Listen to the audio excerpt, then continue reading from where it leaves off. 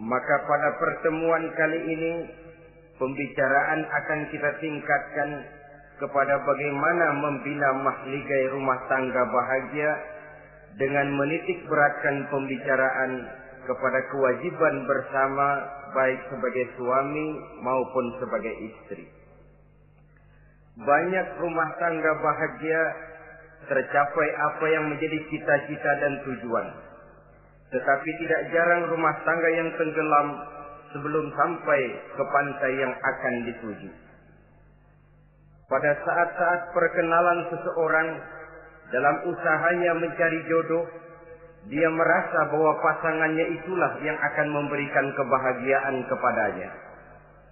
Hari-hari di mana terjadi pertemuan selalu menjanjikan dan menyanyikan keindahan. Bahkan sehari tak bertemu rasa seminggu, seminggu tidak bertemu rasa sebulan, sebulan tidak ketemu pingsan. Tidak ada tanda-tanda sesuatu itu akan menjemukan. Namun setelah memasuki kehidupan bahtera berumah tangga, baru beberapa bulan saja atau baru beberapa tahun saja, semua impian tadi sirna dan musnah. Bahagia yang disangka, sengsara yang datang menimpa. Keindahan yang diharap, malah kemalangan yang tumbuh. Hal ini disebabkan orang tidak meresapi hikmah daripada kehidupan berumah tangga, tidak menyadari tanggung jawab dan kewajiban yang akan berbuntut tidak timbulnya saling pengertian, dan pada akhirnya tidak akan tumbuh ketenangan di dalam rumah tangga itu. Bukankah kewajiban akan saling memberikan pengertian, pengertian membawa ketenangan, dan ketenangan adalah tangga utama untuk mencapai rumah tangga bahagia. Oleh karena itu, kita mulai saja dengan kewajiban sebagai seorang suami di dalam memimpin rumah tangga bahagia ini. Yang pertama, kewajiban seorang suami ialah mempergauli istrinya dengan baik. Setiap suami, manakala selesai dia mengucapkan ijab dan qabul di hadapan tuan pengulu atau tuan qadhi, maka ia pun mengucapkan sighat ta'liq yang berisi perjanjian dari seorang suami bahwa ia akan mempergauli istrinya dengan baik, muasyarah bil ma'ruf menurut tuntunan syariat agama Islam. Walaupun janji itu pada zahirnya diucapkan di hadapan tuan pengulu, namun pada hakikatnya itu merupakan janji seorang muslim kepada Allah Subhanahu wa taala. Ini tidak lain karena nikah dalam pandangan Islam merupakan sesuatu yang sakral, merupakan sesuatu yang suci dan bagian daripada ibadah kepada Allah Subhanahu wa taala. Dalam surah An-Nisa ayat 19, Allah Subhanahu wa taala memberikan bimbingan. Ya ayyuhalladzina amanu la yahillu lakum an tarithun nisaa karha. Hai orang-orang yang beriman, tidak dibolehkan bagi kamu mengambil perempuan secara paksa. Dengan kata lain, pernikahan harus dilaksanakan atas dasar suka sama suka. Tidak ada pihak yang terpaksa dan tidak ada pula pihak yang dipaksa. Kita hidup tidak lagi di satu zaman seperti zamannya Siti Nurbaya.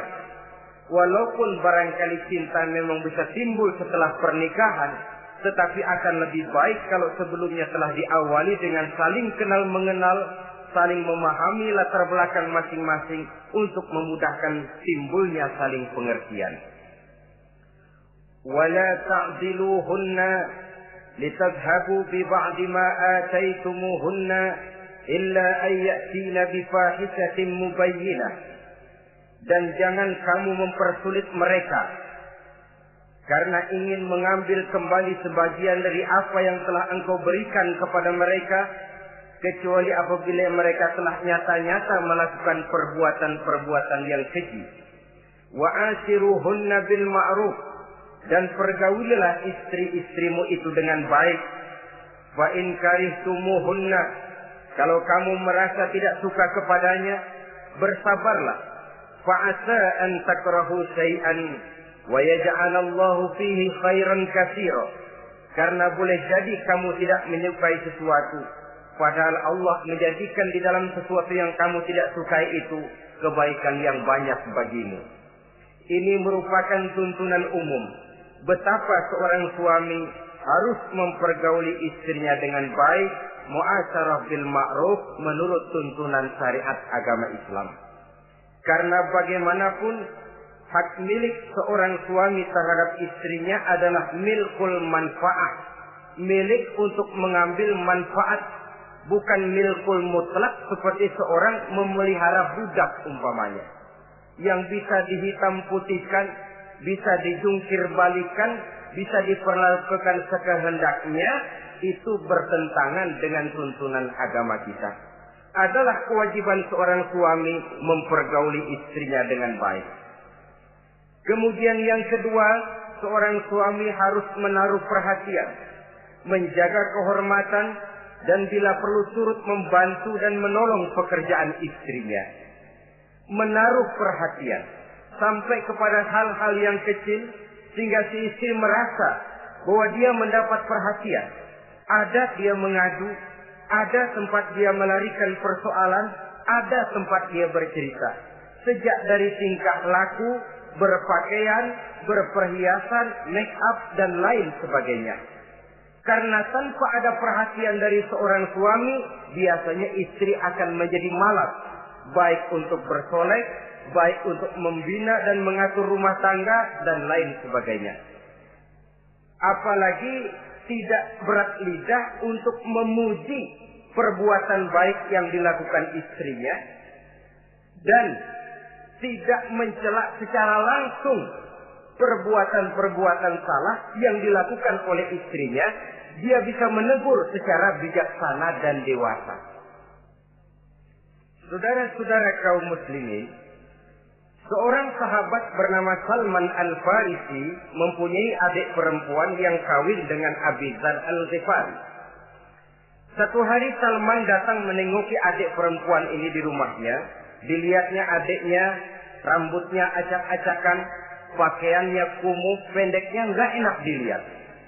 Salman memberikan nasihat, kau bersoleklah sedikit supaya suamimu betah di rumah.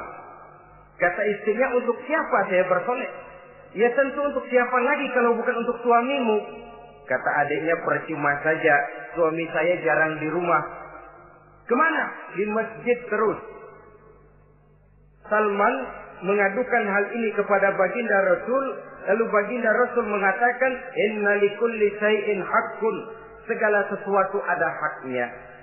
Allah ada haknya untuk disembah, istri pun mempunyai hak untuk dipenuhi. Melalaikan salah satu hak berarti melakukan kezaliman. Di sini kita melihat fungsi, karena kurangnya perhatian Abi Dzar Al-Ghifari terhadap istrinya akan mengakibatkan kemalasan si istri untuk mendandani dirinya sendiri. Dengan mendapat perhatian, apalagi tidak berat lidah, maka kegairahan dalam kehidupan berumah tangga rasa-rasanya akan sangat mudah terwujud.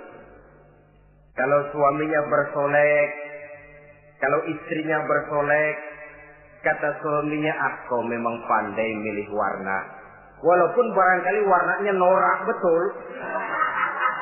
Tapi kalau pada saat itu seorang suami jujur, kan akan timbul pertengkaran. Kadang-kadang istri bersolek, suami apa katanya? Lu sih dandan mangga dandan sama. Ini kan sudah tidak menghargai, tidak menaruh perhatian. Udah dah, dandan gak dandan sama, gue kenyang melihatnya. Saudara hadirin yang saya muliakan, tidak menaruh perhatian. Sehingga si istri merasa tidak diperhatikan. Nah kalau sudah tidak diperhatikan, lihat saja. Jangankan dalam contoh seperti berumah tangga, apa saja. Seorang anak kalau sudah tidak merasa diperhatikan oleh orang tuanya, dia akan sewenang-wenang. Begitu juga seorang pegawai kalau sudah tidak merasa diperhatikan oleh atasannya, semaunya kerja. Pun seorang istri Kalau dia merasa sudah tidak diperhatikan oleh suaminya, akibatnya dia akan dandan semaunya, dia akan ngurus rumah tangga semaunya, dia akan memasak masakan semaunya. Nah, kalau sudah semaunya begini, alamat tidak akan ada keharmonisan di dalam kehidupan rumah tangga itu sendiri.